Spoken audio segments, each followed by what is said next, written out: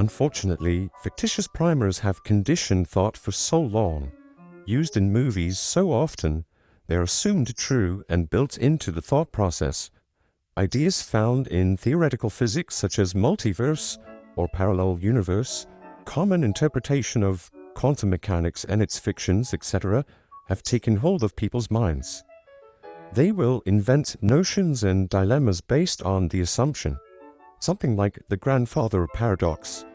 It is said this paradox has some folks scratching their heads, but it never occurred to them that they are assuming time travel is a real thing. Remove the assumption and you automatically remove the paradox. Without these assumptions as perfunctory truth, silly ideas like the Mandela Effect would most likely not even root. And before anyone laments about the math, they should understand that that is merely designation of interpretation. Quantum mechanics works regardless. Its interpretation is another story. Without nonsense like the interpretation of quantum mechanics and multiverse, the seed needed to grow fantastic fiction such as Mandela Effect would be perhaps scarce.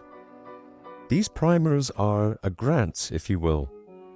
One must add necessary evils such as extra universes without any real evidence, while peppering with idealistic and mechanistic interpretations of the quantum world that add more confusion to the model.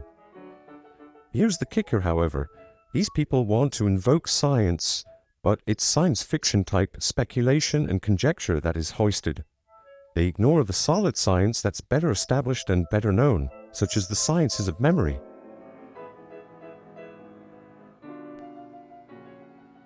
So, in turn, even without being a philosophical person, a simpler, relatively better understood and more probable explanation is cast aside for more complex, unclear, paradoxical, and further confusing ideas. Most believers accept these types of contradictions as evidence because of the assumptions fed to them through a long history, ingrained and accompanied by a lack of critical thinking. Wrong information begetting wrong conclusions. Consequently, refutation of the said belief is overlooked, for that is the flimsiness of belief. What it claims to be true gestates precisely by its nuances that prove itself wholly to be false, promoted by misunderstandings, discrepancies, or simply ignorance of said nuances. One either gets this or they don't, in essence trying to make a true believer or one who overlooks the nuances see otherwise as moot.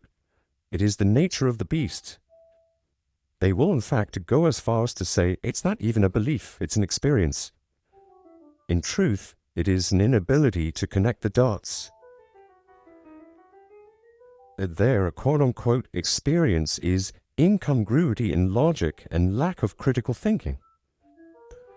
Look at it this way, a believer and non-believer technically, right off the bat, experience the same occurrence. For example, the question of Berenstain versus Berenstain. The fact the non-believer walks away with a different conclusion proves experience of a belief is not actually the experience itself, but interpretation of that experience.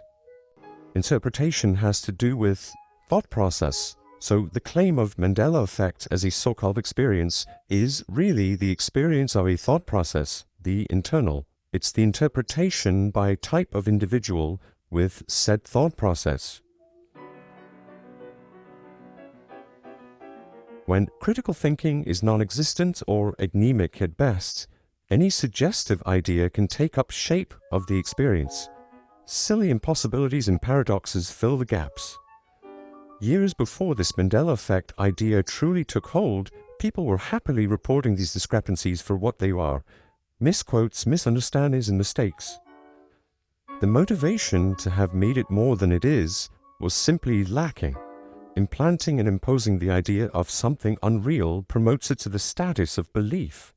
Taking it to another level, if the individual has that vulnerability and gullibility, that level of a sadomasochistic exhilaration and dread, adrenaline, floods of neurotransmitters, which is stress response, biologically speaking, that on the surface feels energizing, things that remind you you're indeed alive.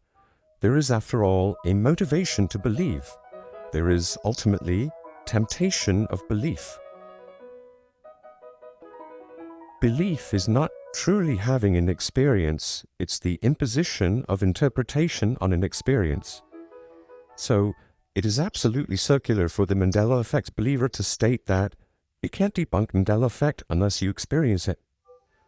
This assumes the actual physical events as the Mandela Effect itself. It's a loaded premise. What we can say is one can't debunk Mandela Effect where one perceives it. This perception assumes the experience. So without the assumption, it leaves the event untainted, without conjecture, faulty assertions or misinformation. It leaves it for what it is, and leaves editorializing deplete of logical or reasonable explanation solely to the believer. After all, the burden of proof should always lie with the confounder. I can totally recognize some of these examples myself. I can attest that some were never different, some have indeed changed, and some confused and mixed up. So I am attesting to the experience itself. In some cases, something was changed. However, I don't walk away concluding it must be Mandela Effect. That is a mere interpretation based on the lack of understanding why these changes or mismemories exist.